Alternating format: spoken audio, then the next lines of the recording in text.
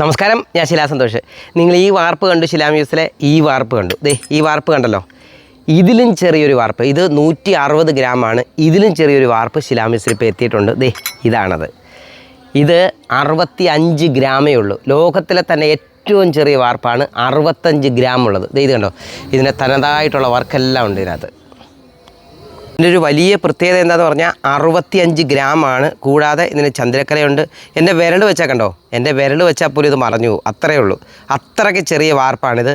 ഇത് കണ്ടോ, ഇതിനകത്ത് പൂവുണ്ട്. അതുപോലെ തന്നെ ഈ സൈഡിൽ നമ്മുടെ പല്ലിയുണ്ട്. ഈ ചെറിയ സാധനത്തിനകത്ത് എല്ലാം ഉണ്ട്. 4 കാതുണ്ട്. പിന്നെ ഇതുപോലെ തന്നെ ഒരു സൈഡ് കണ്ടോ, ഈ ഒരു സൈഡിലും ആമയുണ്ട്. ഇതിനകത്തൊരു ആമയുണ്ട് കണ്ടോ, ഇത് കണ്ടോ. അതുപോലെ ചന്ദ്രക്കലയുണ്ട്. പിന്നെ ഇതിന് അടിവശം കണ്ടോ, അടിവശം ആ വാർപ്പിൻ്റെ കൂട്ട് തന്നെ എല്ലാം തനതായിട്ട് വാർത്തത്. പിന്നെ ഇത് വെള്ളോടാണ്, ഒറിജിനൽ വെള്ളോടിനാണ് ഈ ഒരു വാർപ്പ് വാർത്തിരിക്കുന്നത്.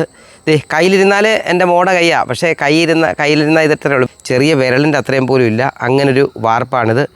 നമ്മുടെ എത്ര ചെറുതാണെന്ന് നോക്കിയേ, എത്ര ചെറുതാണെന്ന് നോക്ക്. ലോകത്തിൽ തന്നെ ഏറ്റവും ചെറിയ വാർപ്പാണ്.